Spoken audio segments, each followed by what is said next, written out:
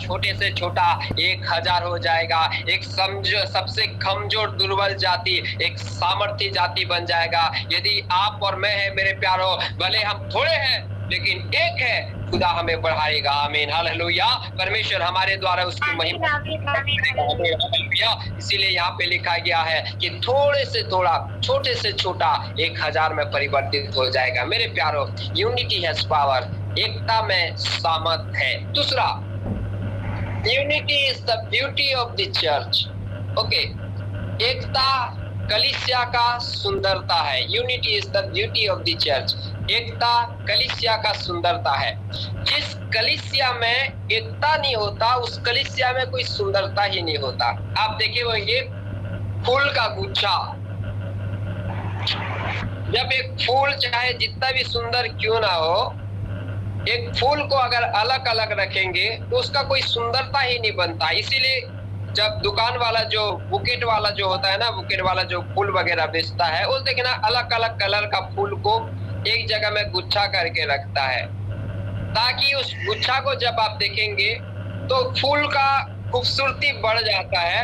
और जब फूल का खूबसूरती बढ़ता है, उस फूल का कीमत भी बढ़ जाता है।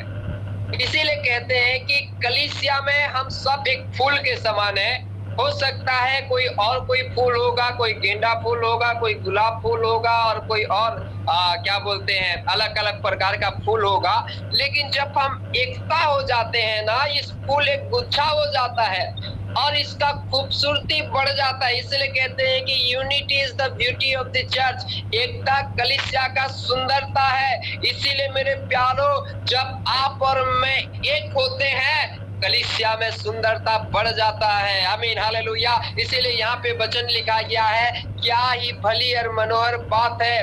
भली और मनोहर मतलब सुंदर बात है, ब्यूटीफुल थिंग है, सुंदर बात है कि भाई लोग अर्थात कलीसिया एक मिला रहे, आपस में मिले रहे बोल के। मेरे प्यारो, पहला एकता में ताकत है, दूसरा एकता में सुंदरता है। आप कलीसिया से अलग होके सुंदर नहीं हो सकते। आपका किस्मत और आपका जो आशीष है सुंदर नहीं हो सकता।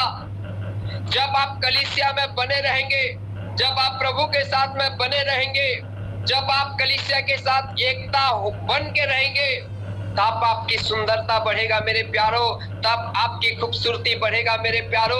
तब आप जब लोग आपको देखेंगे तो कहेंगे, देखिए ये इस भाई को देखिए, इस बहन को देखिए, इस परिवार को देखिए, एक इतना सुंदर परिवार है, एक कितने सुंदर लोग है, एक कितने अच्छे लोग है। क्योंकि जब आप एकता रहते हैं ना, एकता में सुंदरता है। जो कलीसिया में एकता नहीं है, जो परिवार में एकता नहीं है, वो परिवार जरूर परिवार है लेकिन उस परिवार में कोई सुंदरता नहीं है।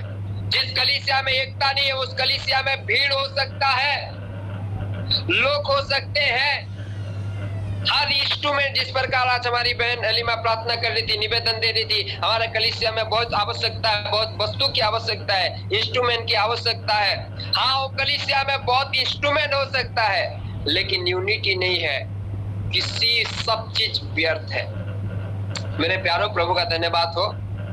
भले हमारे पास में इंस्ट्रूमेंट नहीं है, एक नाल में अगर ताल और नाल एक हो जाता है, उसमें खुदा का एक यूनिटी नजर आता है और उसी में हम आराधना करके अभी तक प्रभु के नाम को ऊंचा कर रहे हैं। आमीन हालेलुया।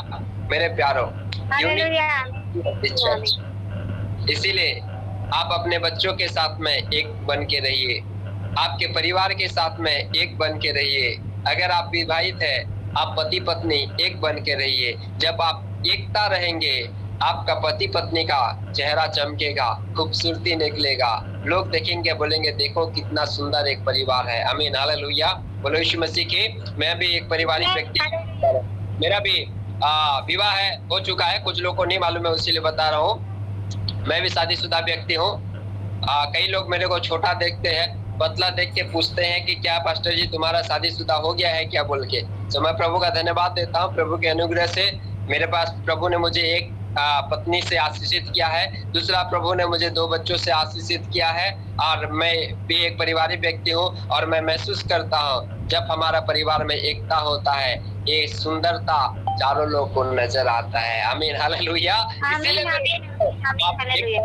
रहिए, क्योंकि एकता, unity is the beauty of the church. ठीक है, बहुत सारा चीज मुझे कहना था इसके बारे में, लेकिन समय को देखते हुए मैं आगे चलूंगा। आखिरी पॉइंट जो है, यूनिटी जहां पे है, पहला तो उस जगह में सामर्थ है, दूसरा यूनिटी जिस जगह में है उस जगह में खूबसूरती है, तीसरा जो जगह में एकता है उस जगह में अभिषेक है। वहां पे लिखा गया है, वो तो उस तेल के समान है जो हारून के सिर में डाला गया, और उस तेल डल के केवल सिर तक स्थिर नहीं रहा, केवल सिर तक ही सीमित नहीं रहा। बाइबल इस प्रकार से कहता है कि उस तेल जो है बह करके हारून की दाढ़ी पर आया और दाढ़ी में तक स्थिर नहीं रहा, उसके दाढ़ी से बह करके वस्त्र के पूरा छोर तक आ गया। मेरे प्यारो, जहाँ पे यूनिटी है, जहाँ पे एकता है, वहां पे खुदा का अभिषेक है, और खुदा का अभिषेक एक जगह स्थिर रहने के लिए नहीं है। तेल सिर में डाला गया है, अभिषेक सिर में कहा गया है, लेकिन अभिषेक स्थिर नहीं रहता है, अभिषेक बहता है। हालेलुया।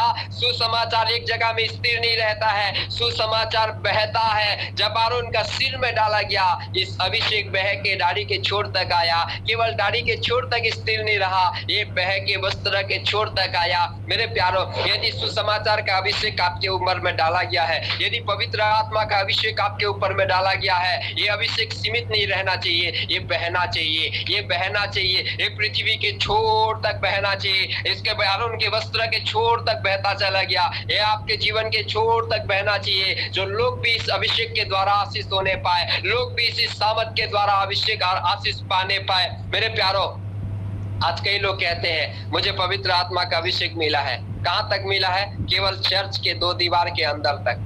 चर्च में ही जाने से वो अभिषेक निकलता है। चर्च में जाने से बहुत दिन होते हैं, दो दीवार के अंदर में जाने से बहुत दिन होते हैं। दो दीवार के अंदर में जाने तक बहुत बड़ा बड़ा बात करेंगे, बहुत बड़ा बड़ा प्रचार करेंगे, लेकिन दो दीवार के बाहर आया, सब अभिषेक खत्म हो जाता है, टाँट है फुस। कोई सुसमाचार नहीं, कोई पवित्रता नहीं, कोई अभिषेक वाला जीवन नहीं। मेरे प्यारो, खुदा ने आपको अभिषेक किया है। बाइबल में साफ रीति से लिखा है कि माँ के कोख में रचने से पहले मैं तुझ पे चित्त लगाया, मैंने तेरा अभिषेक किया है। कहाँ पे?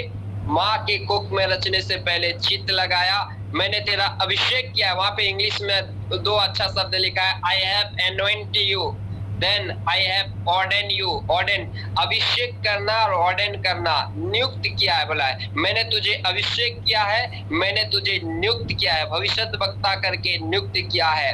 और उनके चेहरों को देख के नहीं डरना, क्योंकि उनसे छुड़ाने के लिए परमेश्वर कहता है मैं तेरे साथ हूँ, तू जो कहेगा वही होगा। मेरे प्यारो, आप और मैं अभिषेक पाए हुए लोग हैं। खुदा की आत्मा के द्वारा खुदा ने हमें अभिषेक किया है।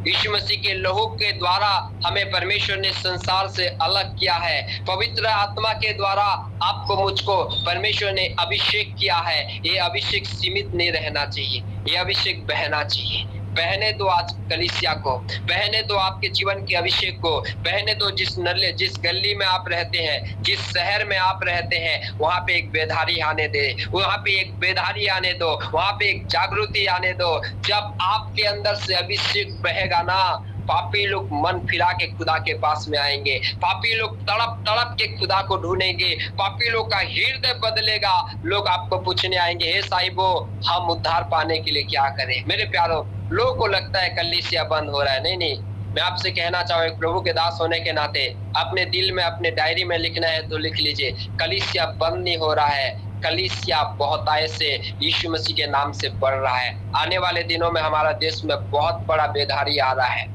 बहुत बड़ा बेदारी आ रहा है। लोग तड़प तड़प के यीशु को ढूंढेंगे, लोग बहुत थाय से कलीसिया में आएंगे, लोग की आत्मा बचेगा, क्योंकि बाइबल इस प्रकार से कहता है, स्वर्ग और पृथ्वी का एक ही प्रभु है, वो है यीशु मसीह। यीशु मसीह ने कहा, स्वर्ग और पृथ्वी का अधिकार मुझे दिया गया है, और स्वर्ग और पृथ्वी का कुंजी मेरे पास है। यदि मैं जो दरवाजा खोलूं, कोई ताकत इसे बंद नहीं कर सकती, तो जो दरवाजा को मैं बंद करूं, कोई ताकत उसे खोल नहीं सकती। मेरे प्यारो, आपके आशीष का दरवाजा यीशु मसीह के पास में है। आपका आशीष के दरवाजा का चाबी यीशु मसीह के पास में है। कलीसिया में अभिषेक बह रहा है, लोग प्रभु के पास में आ रहे हैं, संसार उद्धार पा रहा है। क्योंकि यीशु मसीह का आगमन नजदीक है। इसीलिए मेरे प्यारो, इन दिनों में एक रहिए, एक मन, एक कलीसिया, एक प्रभु, एक ही आत्मा, साथ में बने रहिए, एक दूसरों के साथ में चलिए।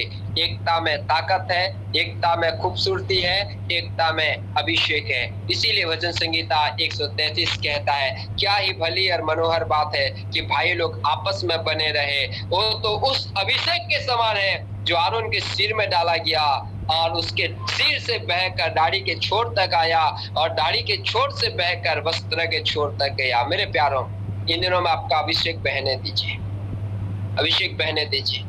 आप विवाहित है, आपका पति पत्नी के साथ में एकता हो जाइए। आप आपके परिवार के साथ में एक हो जाइए। आप कलीसिया के साथ में एक हो जाइए। खुदा की आत्मा का अभिषेक बहना चालू हो रहा है, परमेश्वर की आत्मा का अभिषेक बहना चालू हो रहा है। ग्लोरी, हालेलुया, धन्यवाद परमेश्वर। इस अभिषेक में मेरे प्यारों आप डूब जाइए, इस सामत में आप डूब जाइए। और जितने लोग इस अभिषेक के प्यासे हैं, उस अभिषेक में आप बढ़ते जाइए। खुदा की आत्मा हम सभी को आज इस जीवित कलाम के द्वारा अभिषेक करने पाए, छोटे से वचन के द्वारा सभी को परमेश्वर आशीष दे। Thank you. आगे के समय बहन अलीमा लेके चलेंगे। आइए प्रभु के दास के लिए तालियों के साथ ताली की बजा के परमेश्वर पिता की महिमा करें। हमारे जीवन में सचमुच में का वचन बहुत अच्छा था। हमारे जीवन में जो आवश्यकता था वो वचन प्रभु के दास के द्वारा परमेश्वर ने बातें किया। सचमुच प्रभु महान